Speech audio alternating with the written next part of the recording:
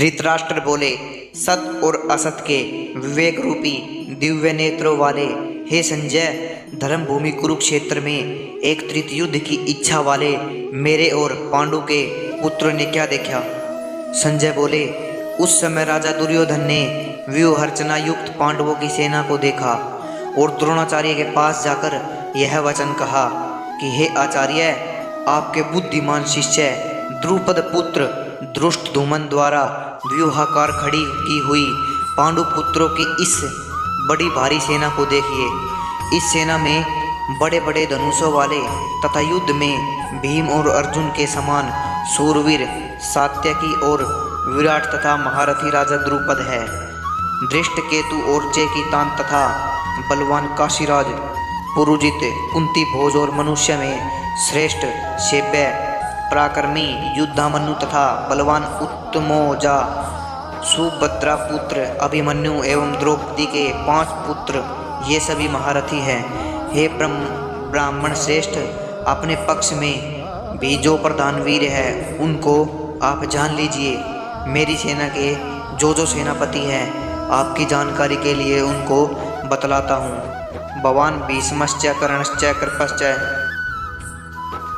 बताता हूँ। आप द्रोणाचार्य और पितामह भीष्म तथा कर्ण और संग्राम विजय कृपाचार्य तथा अश्वत्थामा विकर्ण और सोमदत्त का पुत्र भूरिश्रवा और भी बहुत से सूरवीर जिन्होंने मेरे लिए अपने जीवन की आशा त्याग दी, अनेक प्रकार के शस्त्र शास्त्रों से सुसज्जित और सभी युद्ध में कुशल हैं। भीष्म पितामह द्वारा रक्षित हमारा सैन्य बल पर्याप्त नहीं है और भीम द्वारा रक्षित इन लोगों का यह सैन्य बल पर्याप्त अधिक है। इसलिए सब मोर्चों पर अपनी अपनी जगह स्थित रहते हुए आप सभी लोग भीष्म पितामह की सब ओर से रक्षा करें। उस दुर्योधन के हृदय में हर्ष उत्पन्न करने हुए कौरवों में श्रेष्ठ प्रतापी पितामह भीष्म ने उच्च स्वर से सिंहनाद करते हुए शंख बजाया। तब शंख और नगाड़े, ढोल, मृदंग और नरसिंगे आदि बाजे एक साथ ही बज उठे। उनका वह शब्द बड़ा भयंकर हुआ। इसके पश्चात सफ़ेद घोड़े वाले उत्तम रथ में बैठे हुए भगवान श्री कृष्ण और अर्जुन ने भी अलौकिक शंख बजाए। भगवान श्री कृष्ण ने 5 जन्य, अर्जुन ने देवदत्त और भयानक कर्म वाले भीमसेन ने पौंड्र नाम वाला महाशंख बजाया। कुंती पुत्र राजा युधिष्ठिर ने अनंत विजय और नकुल सहदेव ने सुघोष और मणिपुष्पक नाम वाले शंख बजाए। हे राजन, श्रेष्ठ धनुष वाले काशीराज और महारथी शिखंडी एवं धृष्टद्युम्न राजा विराट और अजय सात्विक द्रुपद एवं द्रौपदी के 5 पुत्र और बड़ी भुजा वाले सुभद्रा पुत्र अभिमन्यु ने पूरी तरह से अपने शंख बजा दिए। उस भयानक शब्द ने आकाश और पृथ्वी को भी गुंजाते हुए धृतराष्ट्र के पुत्रों को हृदय विदीर्ण कर दिया। हे राजन, इसके बाद कपिध्वज अर्जुन ने धृतराष्ट्र संबंधियों को व्यूह में स्थित होकर शस्त्र चलाने के लिए तैयार देखकर धनुष उठाकर सबके हृदय के स्वामी भगवान श्री कृष्ण से यह वचन कहा कि हे अच्युत, मेरे रथ को दोनों सेनाओं के बीच खड़ा कीजिए और जब तक कि मैं युद्ध क्षेत्र में स्थित इन विपक्षी योद्धाओं का निरीक्षण ना कर लूं कि इस युद्ध में मुझे किन किन के साथ युद्ध करना योग्य है। दुर्बुद्धि दुर्योधन का युद्ध में प्रिय चाहने वाले जो राजा युद्ध की इच्छा से इस सेना में आए हैं उनको मैं देखना चाहूँगा।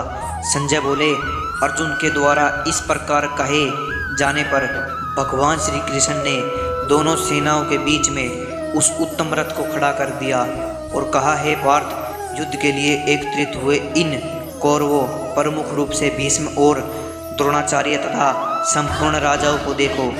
इसके बाद प्रीथा पुत्र अर्जुन ने उन दोनों ही सेनाओं में स्थित पिता, ताऊ, चाचा, पितामह, आचार्य, मामा, भाई, पुत्र, पौत्र, मित्र, ससुर और सुहृदों को देखा।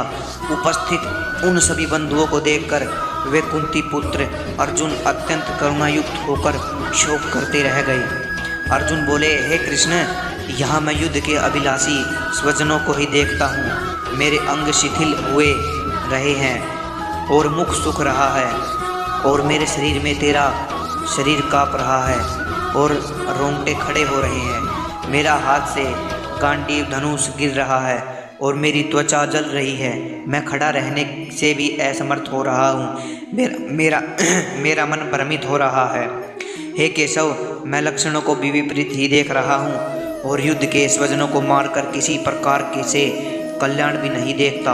हे कृष्ण, मैं ना तो विजय चाहता हूँ और न राज्य तथा सुखों को ही। हे गोविंद, हमें ऐसे राज्य भोग और जीवन से क्या लाभ है? हमें जिनके लिए राज्य भोग और सुखादि अभिष्ट हैं, वे ही सब धन और जीवन की आशा को त्याग कर युद्ध में खड़े हैं। आचार्यगण, पिता, ताऊ, चाचा, पति, पौत्र, मामा, ससुर, पौत्र, साले तथा और सारी संबंधी है। हे मधुसूदन, इनके द्वारा मुझे मारने पर भी अथवा तीनों लोगों के राज्य के लिए भी इन सब को नहीं मारना चाहता, फिर पृथ्वी के लिए तो बात ही क्या है।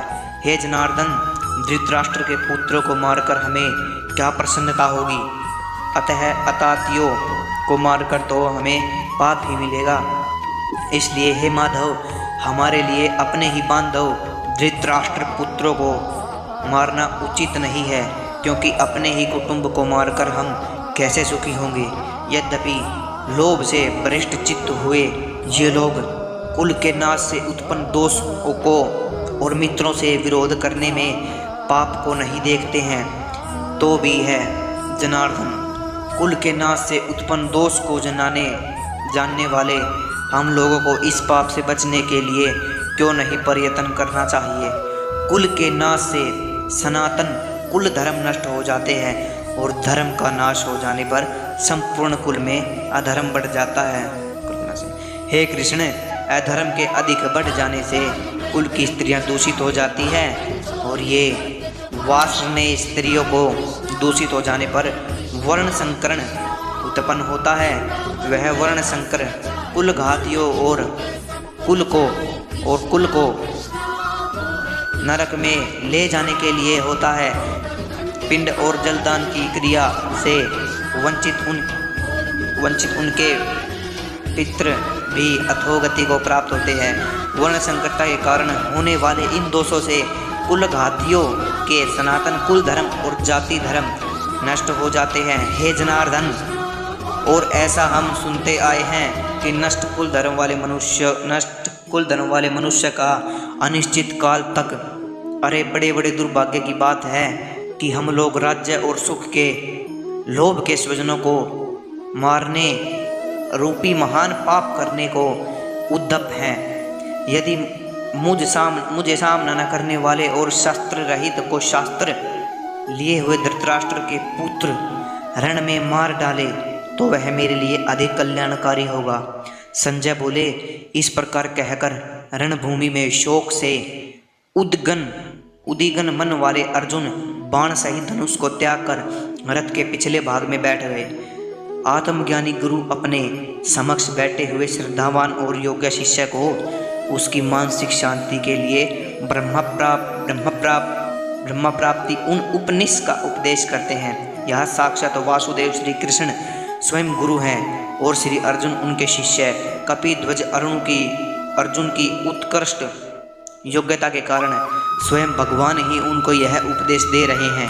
श्री हनुमान बल बुद्धि भक्ति इत्यादि सद्गुणों में सबसे वरिष्ठ माने गए हैं। उनको अपनी ध्वजा में धारण करने वाले श्री अर्जुन को साधकों में श्रेष्ठ समझना चाहिए।